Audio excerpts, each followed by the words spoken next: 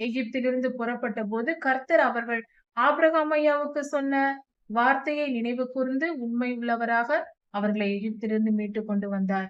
அன்று முதல் இன்று வரை ஆயிரக்கணக்கான வருடங்களாக இஸ்ரவேல் தேசத்தை கர்த்தர் பாதுகாத்து வருகிறார். அவர் சொன்ன வார்த்தைக்கு உண்மை உள்ளவராக அவர் இன்றும் நிறைவேற்றுகிறவராக இருக்கிறார். கர்த்தர் உண்மையுள்ளவர். அவரை எத்தனை தலைமுறைகள் வந்தாலும் அத்தனை தலைமுறைகளுக்கும் நாம் சொல்லிக்கொண்டே இருக்கலாம். அந்த அளவுக்கு கர்த்தர் அதை நிறைவேற்றுகிற தேவனாய் உண்மையுள்ளவராய் இருக்கிறார். நம்முடைய பிதாவாகிய தேவனுடைய அன்பும் ஆண்டவராகிய இயேசு கிறிஸ்துவின் கிருபையும் சமாதானமும் உங்கள் அனைவரோடும் கூட என்றென்றைக்கும் இருப்பதாக. தலைப்பு: நான் உன்னை விட்டு விலகுவதும் இல்லை, உன்னை கைவிடுவதும் இல்லை. சங்கீதம் 89ஆம் அதிகாரம். இந்த சங்கீதம் ஏத்தான் என்பவரால் எழுதப்பட்டிருக்கிறது. கர்த்தரின் கிருபைகளை நான் என்றென்றைக்கும் பாடுவேன். அவருடைய உண்மையை நான் தலைமுறை தலைமுறையாக சொல்லுவேன்.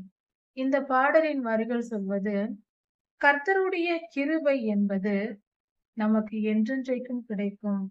உமது உண்மையை தலைமுறை தலைமுறையாக நான் அறிவிப்பேன். கர்த்தர் எவ்வளவு உண்மை உள்ளவர். அவர் எந்த அளவுக்கு சொன்னதை அவர் செய்வார், நிறைவேற்றுவார். அவர் உண்மையுள்ள தேவன் என்பதை தலைமுறை தலைமுறையாக நான் சொல்லுவேன் என்று சொல்லப்பட்டிருக்கிறது. அதாவது ஆபிரகாம் ஐயாவுக்கு கர்த்தர் வாக்கு பண்ணினார். அதை இன்று வரைக்கும் எத்தனை தலைமுறைகளாக நாம் நடந்து கொண்டிருந்தாலும் ஆண்டவர் இன்றும் அதை காக்கிறவராயிருக்கிறார். அந்த வார்த்தையின் உண்மையை அவர் நிறைவேற்றுகிறார். இன்றும் உண்மையுள்ளவராயிருக்கிறார். ஆபிரகாம், ஈசாக்கு, யாக்கோபு என்பவர்களின் தேவனாகிய கர்த்தர் ஆபிரகாம் ஐயாவுக்கு வாக்கு பண்ணினார். உன்னுடைய சந்ததியை வானத்து நட்சத்திரங்கள் அளவுக்கு நான் பெருக பண்ணுவேன். உன் சந்ததியை என் ஜனமாக நான் தெரிந்து கொண்டு அவர்களோடு நான் உடன்படிக்கை பண்ணுவேன் என்று சொன்னார். அதே போல ஆபிரகாம் ஐயா முதல் அவருடைய வம்சத்தில் வளர்ந்த இஸ்ரவேல் என்னும் யாக்கோபின் புத்திரர்களான இஸ்ரவேல் கோத்திரத்தார், அவர்கள் எகிப்திலே 430 வருடங்கள் கழித்து எகிப்திலிருந்து புறப்பட்ட போது கர்த்தர் அவர்கள் ஆபிரகாம் ஐயாவுக்கு சொன்ன வார்த்தையை நினைவு கூர்ந்து உண்மை உள்ளவராக அவர்களை எகிப்திலிருந்து மீட்டு கொண்டு வந்தார். அன்று முதல் இன்று வரை ஆயிரக்கணக்கான வருடங்களாக இஸ்ரவேல் தேசத்தை கர்த்தர் பாதுகாத்து வருகிறார். அவர் சொன்ன வார்த்தைக்கு உண்மை உள்ளவராக அவர் இன்றும் நிறைவேற்றுகிறவராக இருக்கிறார். கர்த்தர் உண்மையுள்ளவர். அவரை எத்தனை தலைமுறைகள் வந்தாலும் அத்தனை தலைமுறைகளுக்கும் நாம் சொல்லிக்கொண்டே இருக்கலாம். அந்த அளவுக்கு கர்த்தர் அதை நிறைவேற்றுகிற தேவனாய் உண்மையுள்ளவராய் இருக்கிறார். கர்த்தாவே, உம்முடைய கிருபை என்றென்றைக்கும் இருக்கிறது. உம்முடைய கிருபையினால் நாங்கள் பிழைத்திருக்கிறோம். உம்முடைய இரக்கம், உம்முடைய அன்பு, இவைகள் தான் கிருபை என்று சொல்லப்படுகிறது. உம்முடைய உண்மையை வானங்களில் ஸ்தாபிக்கிறீர். உம்முடைய உண்மையானது வானத்தில் இருக்கிறது சுவாமி, அங்கே அதை தங்க வைக்கிறீர். அப்படி என்றால் கர்த்தருடைய ஆசீர்வாதம், நம்ம கர்த்தர் அவர் எவ்வளவு உண்மை உள்ளவர். அவர் வானத்திலிருந்து நம்மை ஆசீர்வதிக்கிறார். இந்த இடத்தில் வானங்கள் என்று கொடுக்கப்பட்டிருக்கிறது. இது பரலோகத்தையும் பரலோகத்தில் இருக்கிற வாசஸ்தலங்களையும் குறிக்கிறது. கர்த்தருடைய உண்மை நித்திய ஜீவனில் பரலோகத்தில் நாம் கர்த்தரிடத்தில் போய் சேரும் பொழுது, பரலோகத்தில் நாம் இடம்பெறும் போது அங்கு நமக்கு அந்த உண்மைக்கேற்ற பலனை கர்த்தர் தருவார். பிதாவாகிய தேவன் எந்தெந்த மனிதனை தெரிந்து கொள்ளுகிறாரோ அந்த மனிதர்களோடு ஆண்டவராகிய இயேசு கிறிஸ்து உடன்படிக்கை செய்கிறார். அவருடைய தம்முடைய இரத்தத்தை சிந்தி, அந்த இரத்தத்தை தெளித்து அவர்களை மீட்டு கொண்டு அவர்களை ரட்சித்து அவர்களை என்றென்றைக்கும் என்னுடைய சிங்காசனத்தை உங்களை நான் ஸ்தாபிப்பேன் என்று சொன்னார். அதாவது பிதாவாகிய தேவன் எந்த மனிதனை தெரிந்து கொள்ளுகிறாரோ அந்த மனிதர்களை ஆண்டவராகிய இயேசு கிறிஸ்து ரட்சித்து மீட்டு கொள்ளுகிறார் என்று சொல்லப்பட்டிருக்கிறது. பிதாவாகிய தேவனால் தெரிந்து கொள்ளப்பட்ட மனிதர்கள் மேல் ஆண்டவராகிய இயேசு கிறிஸ்து மனுஷகுமாரன் தம்முடைய இரத்தத்தை தெளித்து ரட்சித்து அவர்களை மீட்டு அவர்கள் மேல் இரக்கமாயிருந்து அவர்களோடு உடன்படிக்கை செய்து அவர்களை மீட்டுக் கொள்ளுகிறார். அவர்களை நித்திய ஜீவனுக்கு பரிசுத்தப்படுத்தி ஆயத்தப்படுத்துகிறார். மனுஷகுமாரனும் பரிசுத்த ஆவியானவரும் இணைந்து இந்த காரியங்களை செய்கிறார்கள். தலைமுறை தலைமுறையாக உனக்கு சிங்காசனத்தை ஸ்தாபிப்பேன் என்று சொல்லுகிறார். மனுஷகுமாரன் மனிதர்களை நோக்கி சொல்லுகிறார். அப்படி என்றால் ஆண்டவராகிய இயேசு கிறிஸ்து 1000 வருட அரசாட்சிக்கு பின்பு புதிய வானம் புதிய பூமியை சிருஷ்டித்து நமக்கு ராஜ்யபாரங்களை ஏற்படுத்தி ஒவ்வொரு தேசத்தையும் கர்த்தருடைய பிள்ளைகள் ஆளும்படி செய்வார். அந்த காரியத்தை இங்கு குறிக்கிறது என்று சொல்லலாம். கர்த்தாவே, வானங்கள் உம்முடைய அதிசயங்களை விளங்க பண்ணும். வானங்கள் உம்முடைய அதிசயங்களை சொல்லும் கர்த்தாவே. ஆமாப்பா, அவைகள் உம்முடைய அதிசயங்களை சொல்லி மகிழும், சந்தோஷப்படும். வானத்தில் உம்முடைய அதிசயங்கள் விளங்கும். பெரிய பெரிய காரியங்கள் நடக்கும் வானமண்டலத்தில். அப்பொழுது உம்முடைய அதிசயங்கள் விளங்கும். வானங்கள் உம்முடைய அதிசயங்களை துதித்து பாடும். பரிசுத்தவான்களின் சபையிலே உம்முடைய உண்மை விளங்கும்.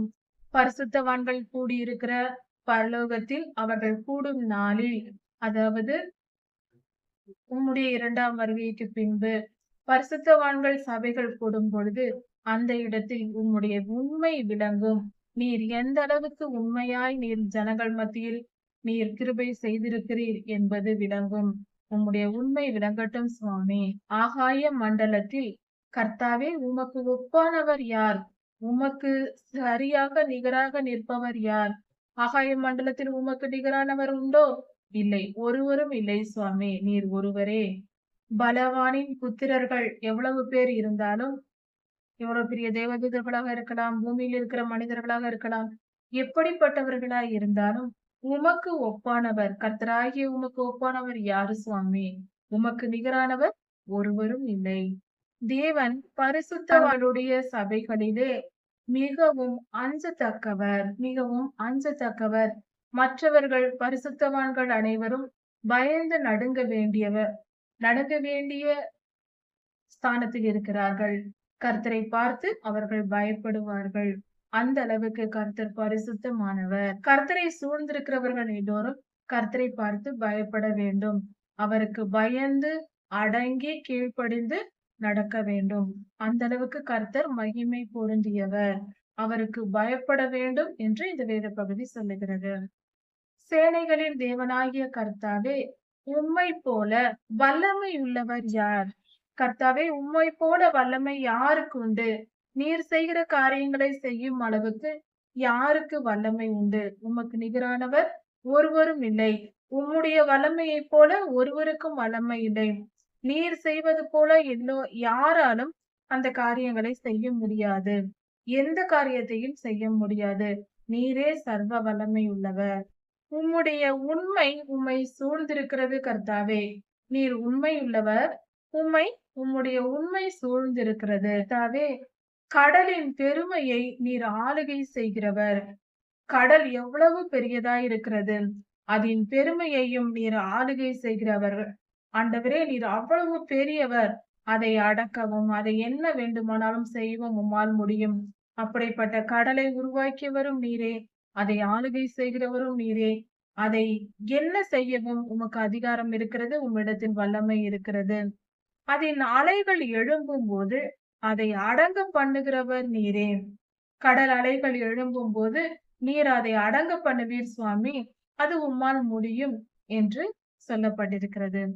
ஆண்டவராகிய இயேசு கிறிஸ்து பிறப்பதற்கு சுமார் 800 வருடங்களுக்கு முன்பாக எழுதப்பட்ட சங்கீத புஸ்தகத்தில் கர்த்தர் கடலின் அலைகளை அடக்குவார் என்று இங்கு சொல்லப்பட்டிருக்கிறது. ஆண்டவராகிய இயேசு கிறிஸ்து பிறந்த பின்பு தம்முடைய சீஷர்களோடு படகில் போகும்போது பெருங்காற்று வந்து கடல் கொந்தளித்த போது கர்த்தர் அந்த இடத்தில் கடலையும் கடலின் அலைகளையும் அடக்கி, கடலே அமைதியாயிரு என்று சொல்லி அதை அடக்கி போட்டார். அதிலிருந்த சீஷர்கள் தப்பித்தார்கள். இந்த காரியம் நமக்கு வேதத்தில் கொடுக்கப்பட்டிருக்கிறது புதிய ஏற்பாட்டில். இந்த சங்கீத புஸ்தகத்தின் இந்த வார்த்தை அங்கு நிறைவேற்றி காண்பித்தார் கர்த்தர். நானே தேவன் என்பதை காண்பிக்கும்படியாகவே கர்த்தர் இப்படிப்பட்ட அற்புதங்களை செய்திருக்கிறார். அதை நாம் படித்து புரிந்து கொள்ள வேண்டும். இந்த வசனம் குறிப்பிடப்படுவது ஆண்டவராகிய இயேசு கிறிஸ்து கடலை அடக்கிய சம்பவத்தை தான். அதை அங்கு செய்தும் காட்டியிருக்கிறார் கர்த்தர். நீர் ராகாபை வெட்டுண்டவனைப் போல கொன்று போட்டீர், வெட்டி போட்டீர். ராகாபை நொறுக்கி போட்டீர். உமது வல்லமையான கரங்களினால் உம்முடைய திருக்கரங்களினால் உம்முடைய சத்துருக்களை நீர் அழித்துப் போட்டீர். அவர்களை மேற்கொண்டீர். அவர்களை வெற்றி பெற்றீர். கர்த்தாவே, உம்முடைய சத்துருக்களை நீர் சிதறடித்தீர். கர்த்தாவே, வானம் உம்முடையது. நீர்தான் அதை படைத்தீர். பூமியையும் நீர்தான் படைத்தீர். இதிலே பூமியிலே இருக்கிற எல்லா காரியத்தையும் நீர்தான் படைத்தீர். அப்படி இருக்க எல்லாம் உம்முடையதாய் இருக்கிறது ஆண்டவரே. வடக்கையும் தெற்கையும் நீரே உண்டாக்கினீர். திசைகளையும் நீர் உண்டாக்கினீர். பூமியை உண்டாக்கினீர். எல்லாவற்றையும் நீர்தான் ஆண்டவரே உண்டாக்கினீர். ஜனங்கள் உம்மை கெம்பீரித்து பாடுவார்கள். கர்த்தாவே, உமக்கு வல்லமையுள்ள கரங்கள் இருக்கிறது. உம்முடைய கரங்கள் மகா வல்லமை உள்ளது. உம்முடைய கரம் பயங்கரங்களை செய்யும். பயங்கரமான காரியங்களை செய்யும். தீமையை அழித்து போடும். நன்மையை வாழ வைக்கும். கர்த்தாவே, உமது வலது கரத்தினால் எங்களை தாங்குகிறீர். கர்த்தாவே, உம்முடைய சிங்காசனம் நீதியும் நியாயமும் அஸ்திபாரமாக கொண்டது. ஆம் கர்த்தாவே, நீதியையும் நியாயத்தையும் அஸ்திபாரமாக வைத்துதான் அதின் மேல் நீர் சிங்காசனம் வைத்து அமர்ந்திருக்கிறீர். அப்படி என்றால் உம்முடைய நியாய தீர்ப்பு என்பது நீதியும் நியாயமுமாய் இருக்கிறது. உம்முடைய செயல்கள் யாவும் நீதியின்படியும் நியாயத்தின்படியும் இருக்கிறது. உம்மிடத்தில் அக்கிரமம் இல்லை. உம்மிடத்தில் எந்தவித அநீதியும் இல்லை. நீர் நீதியுள்ளவர். நீதியை மட்டும் செய்கிறவர். நியாயம் உள்ளவர். நியாயத்தை மட்டும் நீர் கடைபிடிக்கிறவராய் இருக்கிறீர். கர்த்தாவே, நீர் மிகவும் நல்லவர். கிருபையும் சத்தியமும் உமக்கு முன்பாக நடக்கும். கர்த்தாவே, நீர் இரக்கம் உள்ளவராய் எங்களுக்கு இரக்கத்தை காண்பிப்பீர். உமக்கு முன்பாக கிருபை போகும். கிருபை என்னும் இரக்கம் எங்களுக்கு நீர் கொடுப்பீர். உண்மை என்றென்றும் உமக்கு முன்பாக இருக்கிறது. உம்முடைய இரக்கமும் உம்முடைய உண்மையும் எங்களுக்கு கிடைக்கும். உமக்கு முன்பாக கிருபையும் உண்மையும் இருக்கிறது. கர்த்தாவே, நீர் மிகவும் நல்லவர். கெம்பீர சத்தத்தை அறிந்து கொள்ளுபவர்கள் பாக்கியவான்கள். கர்த்தரை துதித்து பாடும் கெம்பீர சத்தம் பரலோகத்திலிருந்து கர்த்தருடைய பிள்ளைகளுக்கு மட்டுமே இந்த பூமியில் கேட்கும். அதாவது கர்த்தருடைய வருகையின் போது கர்த்தரை துதித்து பாடி எக்காலம் ஊதி எக்கால சத்தத்துடன் கர்த்தராகிய இயேசு கிறிஸ்து 2ஆம் வருகையில் வருவார். அந்த எக்கால சத்தமானது கர்த்தருடைய வருகைக்கு முன்பாக தேவ தூதர்கள் ஊதும் எக்கால சத்தமானது அது கர்த்தருடைய ஜனமாகிய பரிசுத்தவான்களுக்கு மட்டுமே கேட்கும். அப்படி கேட்கிற ஜனங்கள் பாக்கியவான்கள். அவர்களே பரிசுத்தமானவர்கள். அவர்களே கர்த்தரால் எடுத்துக் கொள்ளப்படுவார்கள். கர்த்தரோடு சேருகிற ஜனமாய் இருக்கிறது. அவர்கள் பாக்கியவான்கள். கர்த்தாவே, அவர்கள் உம்முடைய முகத்தின் வெளிச்சத்தினால் நடப்பார்கள். உம்முடைய வெளிச்சத்தில் உமக்கு முன்பாக அவர்கள் நடப்பார்கள். அவர்களுடைய இடம் உமக்கு முன்பாக இருக்கிறது. உம்மோடு அவர்கள் வாழும் பாக்கியத்தை பெறுகிறார்கள். கர்த்தாவே, அப்படிப்பட்ட ஜனங்கள், அந்த பரிசுத்தவான்கள் உம்முடன் சேர்ந்து உம்மோடு வாழும்போது என்றென்றும் உம்முடைய நாமத்தை குறித்து மகிழ்ந்திருப்பார்கள். அவர்கள் களி கூர்ந்து உம்முடைய நீதியால் உயர்ந்திருப்பார்கள். நீர் அவர்களுக்கு நீதியை வெளிப்படுத்துவதினால் உம்முடைய செயல்கள் உம்முடைய ஆசீர்வாதத்தினால் அவர்கள் மிகவும் உயர்ந்திருப்பார்கள். நீரே அவர்கள் பலத்தின் கொம்பாய் இருக்கிறீர். ஆம் சுவாமி, எங்களுடைய பலம் நீர்தான். எங்களுடைய கொம்பு நீர்தான். உம்முடைய பிரசன்னம், உம்முடைய தயவினால் நாங்கள் உயர்ந்திருக்கிறோம். உம்முடைய தயவினால் எங்கள் கொம்பு உயரும். உம்முடைய கண்களில் எங்களுக்கு தயவு கிடைத்ததானால் நீர் எங்களுக்கு இரக்கப்பட்டு உம்முடைய திருக்கரங்களை விரித்து எங்களுக்கு நீர் உதவி செய்யும் பொழுது நாங்கள் உயர்ந்திருப்போம். எங்கள் கொம்பு உயரும். நாங்கள் சமுதாயத்தில் உயர்ந்திருப்போம். எல்லாவற்றிலும் நாங்கள் உயர்ந்து சந்தோஷமாய் மகிழ்ச்சியாய் இருப்போம். கர்த்தரால் எங்கள் கேடகமும் இஸ்ரவேலின் பரிசுத்தரால் எங்களுடைய ராஜாவும் உண்டு. ஆண்டவராகிய இயேசு கிறிஸ்துவை குறிப்பிடுகிறது. அவர் நம்மோடு இருக்கிறார். அந்த கர்த்தருடைய பிரசன்னம், ஆண்டவராகிய இயேசு கிறிஸ்து நம்மோடு இருப்பதே நமக்கு உயர்வு. இந்த வேத பகுதியில் இந்த காரியங்கள் ஒரு தீர்க்க தரிசனமாக சொல்லப்படுகிறது.